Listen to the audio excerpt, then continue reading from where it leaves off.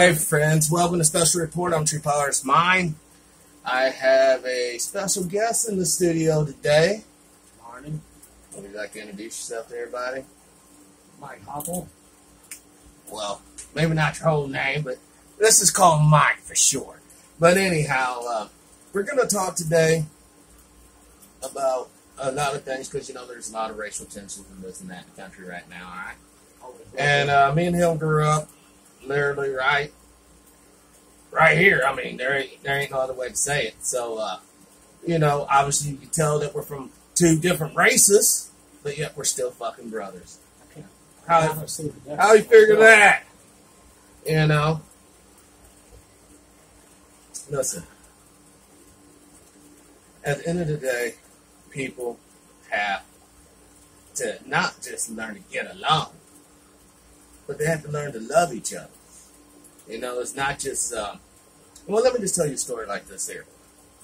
When I came back from California, what, fucking 10 years ago or some stupid shit, I came home fucking after kind of having this fantastic journey. But unfortunately, at the end of this fucking fantastic journey, I had $0 fucking dollars. I mean, flat fucking busted. My whole game plan was to hit Missouri, see my friends, visit my mom and dad, and then go and basically fornicate with a whore up in Canada. That was my whole game plan. Well, he busted out my window. And he introduced me to my wife. And not only that, when I was at home, you know, he came over and he was doing construction work, carpenter or something at the time. And he's like, "Hey, brother, what's up? You know, you hungry?" And I'm like, "Dude, I've been fucking." I was like Woody Woodpecker with my fucking belt, this fucking on empty. This motherfucker dropped $250 in my hands. And I was like, "Go get yourself something to eat, bro."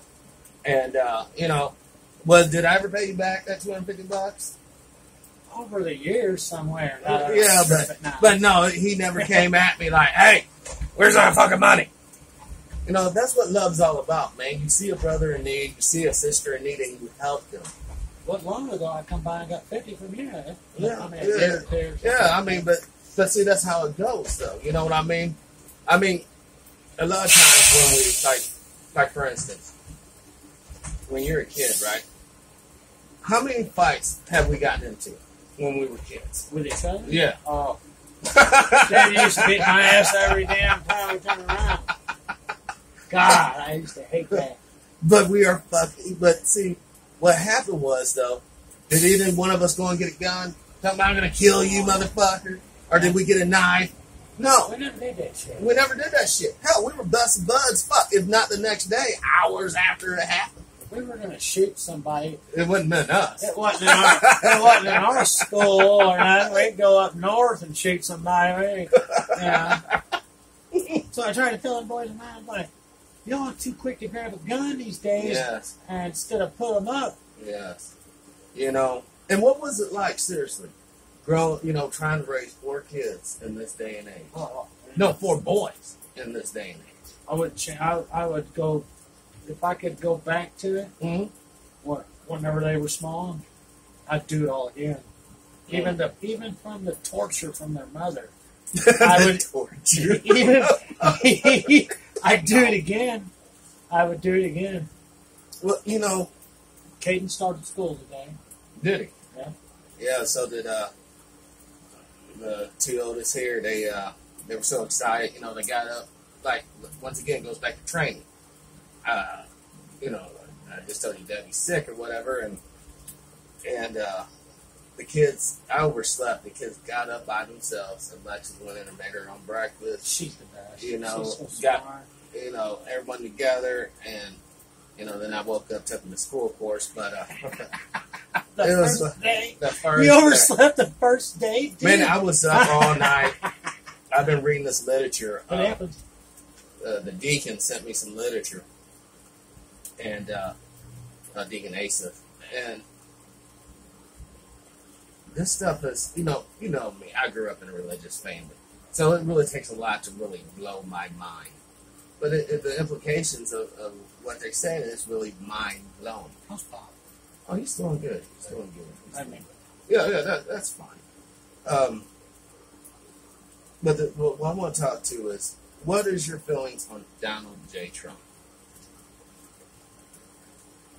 Douchebag.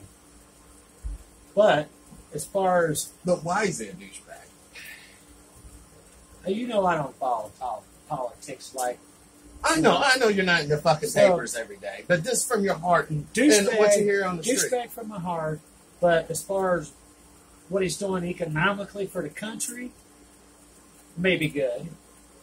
The main thing about this 4-year on, 4-year off relationship these presidents get to have with our government is sometimes you could do a lot of damage in that period of time, or you could do a lot of good. We won't know until he's out of office because he ain't gonna. I don't see him getting it again, but he has who a lot of knows? support out there. Well, If he does something drastic and good before our next election, then he'll get it again. And as far as money-wise, he may do something good for the country, but everything else I don't see happening too very good because he's a douche. But hey, we can be honest. He's not going to get too many Yelp review likes. He's really not. But hey, he's not there to be a friend. He's not there. He's there to be a president. But he's supposed to be a friend to the people.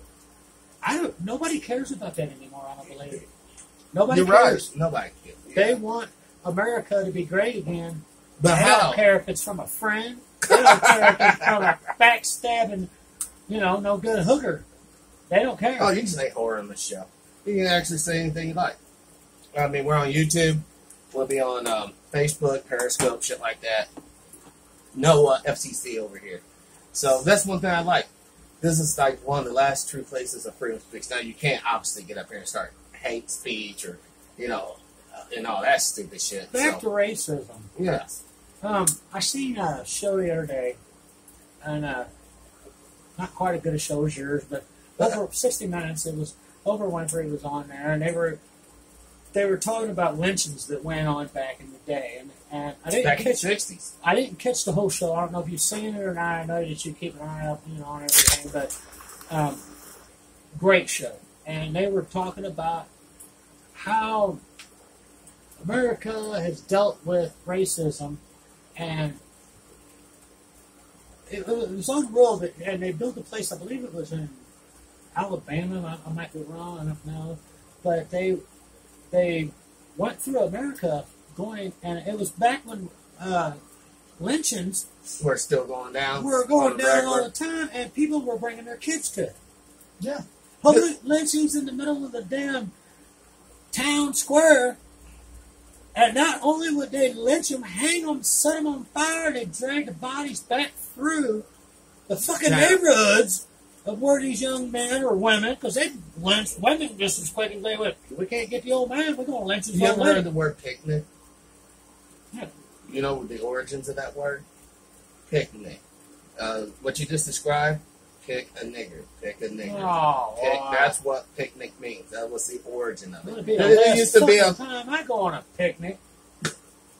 Well, that's fucked up. But once again, we were ignorant. No one told us this shit here. Yeah, and that's exactly. We can't be hard on ourselves. I wish I could remember the guy's name that was with Oprah during this here, 60-minute piece. But one thing he brought up was, don't compress it. Don't act like it didn't happen. It needs to be brought up and talked about, and that's why we are still, and we always will deal with racism. I believe, but we will deal with it. We didn't go about as long the as right it's way in people's of getting memory. it out. We didn't get it out. We didn't go about the right way of training our kids about it. Now that's right there is what you hit the head of the nail. We didn't do it right at all. And why? But the question is, we identified that children were not taught right, but the question is, why were they not taught right?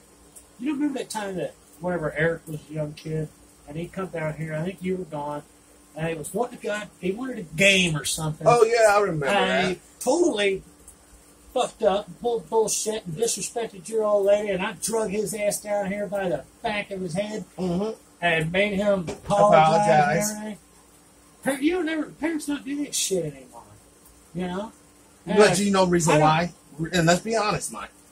Because that motherfucking neighbor could be a heroin junkie, a pill popper, a whore, a meth head. You know, if my child disrespect them in some kind of way, I'll be reluctant to try to chastise my child in front of this person. Because these people ain't right. You know what I mean? Yeah, well, I mean, there's a big difference. We don't know our neighbors no more. There's a big difference there because you were the kids' uncle, and they knew right. You know, they knew right off the bat. You show Pat all the respect on the planet, or else, and it was or else, and then it's still that way. And that's the way it's supposed to be. Even if you come to my house and stick mouse traps and the damn cigarette packs and everything else. Oh, that was funny. That was funny. But we were taught wrong. Even my kids were, whenever it comes to racism, it was very open. And I mean, it was very open in my family, and very open whenever I was growing up. But my parents, they went about it the wrong way. The government went about it the wrong way. You know. What would have been the right way? Talk about it. Sit down and have serious discussions about how not only black and white, but racism towards brown, any color, towards yellow, any whatsoever. You know, like after the talking though, it's so sad. Yeah, it's sort of like after World War II. We all realized out and it's gone. We realized that we had to do something with the Jews in Europe, so they decided to make the state of Israel, give these people their land, and not only that, give the people who went through that money, a reparation every year. They gave them money. All right. With the issue in respects to African slaves and native peoples of America, if there's no type of either reconciliation or understanding, we're probably going to wind up with a situation like down in South Africa, where the whole, it's like the kill whitey mentality is running rampant, and this and that. And the thing about it is, it's because people's hearts are set in stone against one another. Seriously, it's more than just, I don't want your son to fuck one of my daughters, or you don't want one of my sons to fuck one of your daughters. It's more than just a fucking pussy, dude. Oh, yeah. All right? It's about that economic benefit from all that free labor was handed down. And then after the Civil War, when people tried to have Reconstruction, they're like, fuck that. You motherfuckers out there in the field ain't fucking this up. So then they came in with the Jim Crow laws that went all the way up to the 60s. All right? And guess what? They're coming back again. See, what people fail to realize, Trump, not just Trump, but the Congress, passed a bill saying it's okay to redline again. Meaning that if you live in a predominantly black area, then the way they get around it, it doesn't matter what you are. It's just that this area is predominantly black or impoverished. Same thing down Potosi. Auto insurance can be more. Home insurance can be more. Rent can be more. Because you're in a dangerous area. That's redlining, dude. They went straight from lynching to straight from desegregation to let's put all the young black guys in prison. If you look at the fucking statistics now, and I'm sure you know this, it's 1 out of 3 black American boys will see prison time in their life. And it's funny that you said that, because the Amendment to the Constitution says that slavery is abolished in America except for punishment. So when you're a prisoner, you can be a slave. That's why slavery has never really ended in this country. Exactly. And I mean, and there's no way that anybody can deny that. Because it's right in front of us every day. Because listen, we see it every day. The only people who don't want to talk about these issues or deny these issues are obvious people who are reaping benefits for the way the situation is now. Our government is so screwed up. Our judicial system is so fucked up. It's Talk not about even that. funny. Hold on. Before he says anything, when you go into court, you're supposed to be proven guilty by the court. You're not supposed to be going up in there. Oh, you're guilty. No, see, it's not supposed to be like that. Let me tell you something about. Okay, let's talk about the meth problem here in Kingston County. Yeah. Okay, it's it's known facts. It's known fact that women are more susceptible to meth addiction than men, right? Why? I never heard that. Yeah. It's a proven fact. It's they're just go off on it. Okay. Go out to. This is how screwed up our shit is. Go out to fucking courthouse, Hillsborough out and there, see how many men. Because it's a woman's state. Go out there and see how many men are there. Hold on, stop. What apart. the fuck you mean woman's state? This is Educate these motherfuckers. This is a woman's state. Missouri is a women's state. You marry a woman, I don't care if she's the biggest whore in town. You can beg and plead for her to go to work. And if you are the breadwinner, you are fucked. Cut your nuts off, swallow, and go dive in a dry hole somewhere and bleed to death, because that's what's going to happen to you. So the law won't see like you're more fit to take care of. Oh hell no, they don't care about that. Do you remember what you told me about court? It's like a tennis court. Yes. And the lawyers are the ones playing the game, and only the best one wins. They don't give a shit who the better parent is. They don't give a damn who the better parent is. It's who wins in court. And there ain't even it don't even matter. Because if the judge is friends with the girl on the lawyer on this side, well, she's going to be nice to both of them. But the lawyer that she's friends with is going to get the deal. Now, if you go scream, oh, he pulled the phone out of my hand, like happened to you know who, guess what? You have assaulted that person by pulling the phone out of their hand. And you will get, mind you will get an ex parte against your ass. You will be booted out of your house, and there you go. And all this, and how much dollars are we talking about? This whole little journey is costing thousands. Anybody out there that thinks whenever you go to court that good will prevail and that the better parent will win, you need to punch yourself in the face and wake up. Hear that? Fucking jack yourself in the fucking face. Because it's not like that. That's the reason why it's not like that. Like you said, we had corrupt judges with corrupt lawyers playing this corrupt game. And guess what, victims? It's your life that they're playing with. It's his life they're playing with. It's his descendants they're playing with. It's not children. Your children. Yes. You know, it's really horrible. And, you know, what you do to one parent, you do to all the children. That's the thing. True. You know, and if you're in a screwed up relationship, what you do to one parent may not bother that parent at all, but it will the children. Well, and that's racism too. That's racism right there also. Whatever between men and women. Well, it's not so much race. That's totally sexist. Yes, it's to assume that one sex is superior than the other sex right off the bat just because they have memory. You know, I've never been like that. I tell you, I worked for a lady one time named Marion Boyer, and I was like 15 years old. And this broad, I learned something from this woman. What do you learn? They can do just as much. A woman can do just as much as a man can as far as work. Some women. They're few and far in between, brother. They're few and far in between. Because they don't, you know, if they have the out. If they actually do the same fucking work as me, get fucking paid the same. Exactly. I don't give a fuck. I don't want to hear that. Just because you have tits, I can't give you the same as I have the swinging dicks. They can work just as well as a man. I've seen it.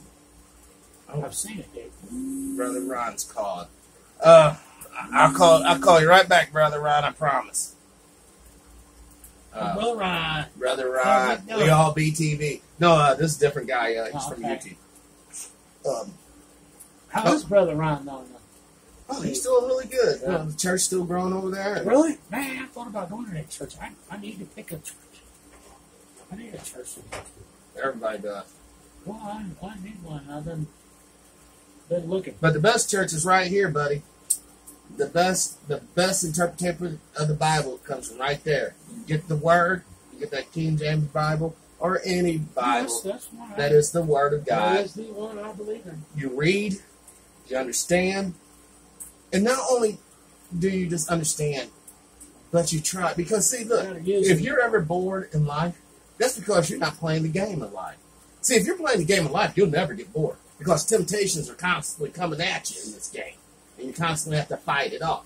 So therefore, you never be bored. You only get bored when you submit to the sin, and then you find yourself in the sin. Oh, I'm bored. I'm in the sin. Lately. Well, Listen. That's no sin. Listen. Every human being on this planet, everyone from the highest pope to the lowliest beggar. What, to get in some sin?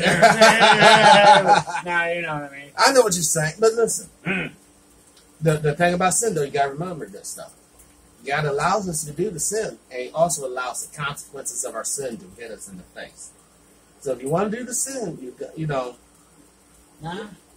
got to back off it, because I was reading the scriptures, man. Every sin is attached to a certain spirit. You know what I mean? In other words, really, when you think about this life, this body that I've seen grow up, you have always occupied that body. You have possessed this body. All right, but things can get in you and possess your spirit that's possessing the body. It's people, these boys up here drinking and all that. He's talking about the word with his hat on. Listen, I'm not caught up in impressing other human beings. Just ain't. Never have been, never will be. I am interested in the truth. Because only the truth, it's so simple, will set you free. If you don't know what to do and how to do it, how can you ever get free of the things that are holding you back? If you don't know what's holding you back, and you don't know why it's holding you back, how the fuck can you ever get free of that? You can't. That's why understanding, that's why God gave us, listen, I can go out here in this yard right here and look at ants. And these ants out here in my front yard has more sense than most humans. Oh, I believe that. They know how to work together. You'll see an ant hanging onto the line, trying to get something, bring it back to the collecting. Now, we know that won't work with us. Because unfortunately, many of us are like them babies. Mine! Mine! Mine! And they don't want to try to work together until we get older and mature and realize, damn, dude, I'm too old. I need some of these young people to help me. You know what I'm saying?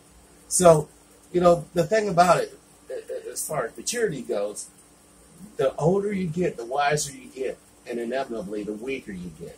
So you're going to have to start relying on your wisdom and your mental powers to get you through your physical shortcomings. But see, when we got messed up, even when we get old, most of us are still just as foolish as we were when we came out of our mamas. Oh, yeah. As far as pertaining to the game of life. And the game of life, and it's really this simple. You get the understanding of what God expects of you. And once you get that understanding, that's when you have freedom of will. Before then, you really don't have freedom of will because you don't really know which way to go. Freedom of will implies you have two choices. But if you don't know the choices, how the fuck are you really willing yourself to do it? You're just kind of just floating through. It's simple as like this. Either you're going to follow God and what He wants you to do, or you're going to follow not God and what He doesn't want to do. Oh my goodness. We got a stage crasher side right over here. But, the important thing, if you could tell anyone pertaining to races, young white guys who feel that it's necessary to harm like people who don't look like them, what would you say to these guys, these young brothers? Yeah, they're what you're asking is, like if you had the whole, skinheads, Nazi, KKK, youth groups here. These are young people, not the old ones, the young people. What would you tell these people?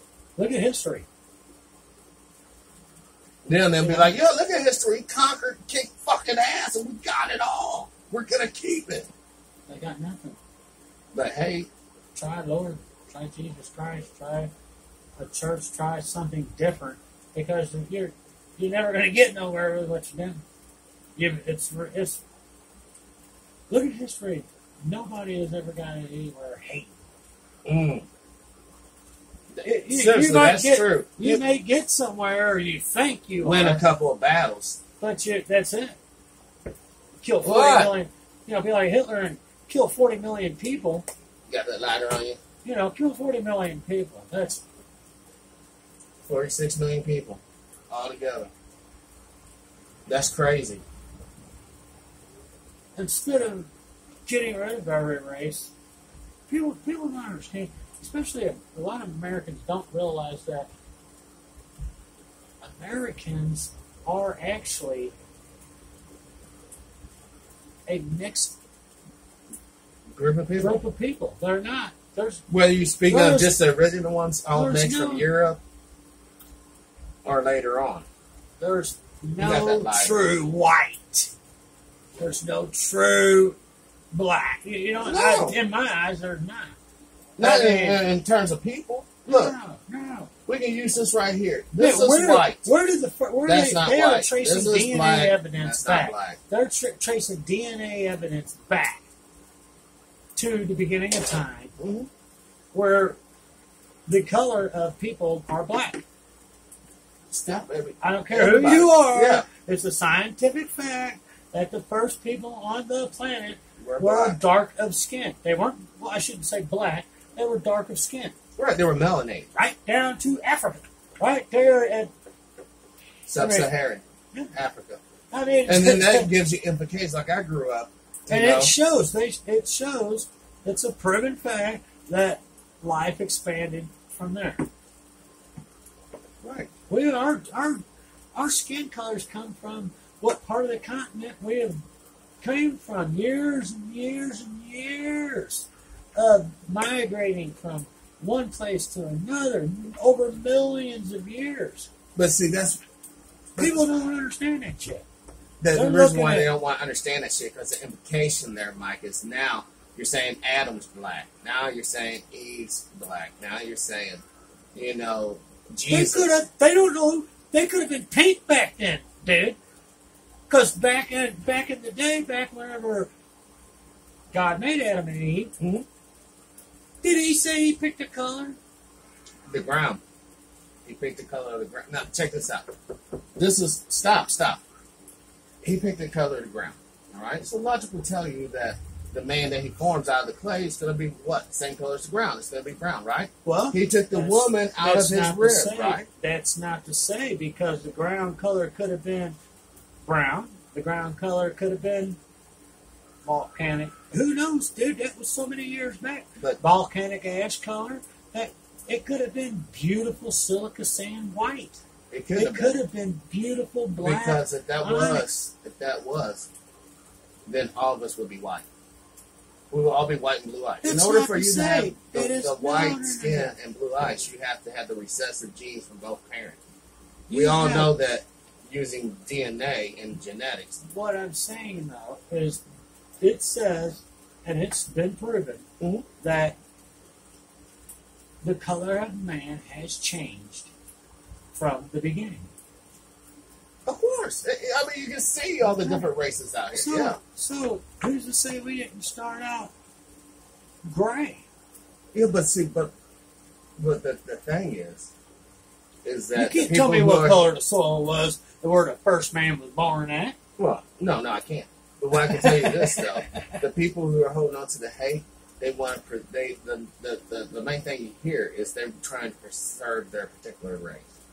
I'm not trying to mix with no white. I'm not trying to mix with no red. They don't understand. We all come from the same race. The human race. Yes, we all come from the same. It don't matter the color. We all come from the same damn gene pool, because they didn't go one color of human and then chuck another color of human across the planet at the same damn time. We all come from that same first beginning. Yes. And guess what? There's two realities here. One, we all came from the same beginning, and two, we're all going to meet the same end. That's the thing. And there is no debating that. This isn't like conjecture or whatever, because that's reality. Just as real as the sun's beaming down on us. And it beams down on the same damn people on whatever continent you're on, whatever, as well as it did thousands of years ago. But people have it in their heart and in their minds that because it would appear that history has favored this group or that group, and the only reason why I say that, we often judge historical outcomes by who won the war, or who won the conflict. So in other words, the most bloodiest and hardcore individuals is what we perceive running the world today. But I got news for everybody. The people behind the power, or the thing behind the power, it's the same old thing from the beginning. The same old Satan, same old devil, trying to keep everyone fighting, trying to keep everyone focused on everything but the one true God of the universe. That's the whole gag in a nutshell. You know, who needs to send demons down? If you're so busy worrying about top model, you're so busy worrying about what Trump's doing. You're so busy worrying about what your kids or wife or husband may be doing. You're not even thinking in your daily thoughts, what does God want me to do? You know, Kennedy, whenever he come up with that, that's not what you can do for yourself, but what you can do for your country. But we need to turn that around. That's not what you can do for yourself and country. Right. That's what you can do for God. There you go. And then everything else will fan out. Everything else will tune out. Well, for God, man, you got a good employer. He has great benefits. He's got a 401k like you wouldn't believe, and a hell of a retirement plan. Eternal retirement plan. Exactly. I mean, this is what I was thinking about when I was doing the show, you know, trying to educate people to UFOs and conspiracies and all this, that, and the other. But what good is that if when you die, you still go to hell? What good is, seriously, what good is knowing, I know all the secrets of the earth, but when you die, you still go to hell? It kills me about people sometimes when they talk about, man, I've seen some shit in my life. And they'll be like, yeah, so have I. I mean, we're talking orbs and all kinds of stuff. And then you ask them, do you believe in God? Well, no. What the hell is wrong with you? Steve told Steve one time, he was like, I remember this is like it was yesterday. He was like, what are you, some kind of fool? Our whole religion revolves around spirits, you know? Yes. So if you believe you've seen an orb, or you believe you've seen a ghost or whatever, but yet you don't believe in Jesus Christ as our Savior and God, you might as well just give it up. I mean, that don't make no sense. But what it makes sense is you got to understand, a person coming from that mindset or thought, their heart is already fixed against God. They're lost. It's not that they don't believe God. They actually hate God. And you got to understand that. Not that you should look down on them or you should ridicule them, because that's their deal that they got to deal with. You know what I'm saying? And if you're strong in what you believe, hold on. it don't matter. That's their deal. They got to deal with it. That's a kind of a, I don't know. Well, like, in other words, if I'm sitting there telling you, you got a car over here. We all deal with people that don't believe in God. It is. Oh, it's an epidemic. Yeah. No, seriously, it's straight up an epidemic. So it's not, I disagree with you on that. It's not, that's their deal. Oh no, I see what you get, because it will affect us all. It affects us all, you know? Yeah. Because of, like, even in society, if you don't believe in God, you can probably go in there and shoot up a school. You know, if you believe in the wrong God, you can go there and shoot up a school, you know. So, look, the thing about it is this here. Life is a very personal experience. And precious. You know, yes, you have mother and father. Yes, you have children. But at the end of the day, when you go into the ground, ain't nobody going into the ground with you. It's just you. Oh, well, folks, I'm going to give this an end. This has been Special Report. I'm going to take this phone call. I'll talk to you guys later.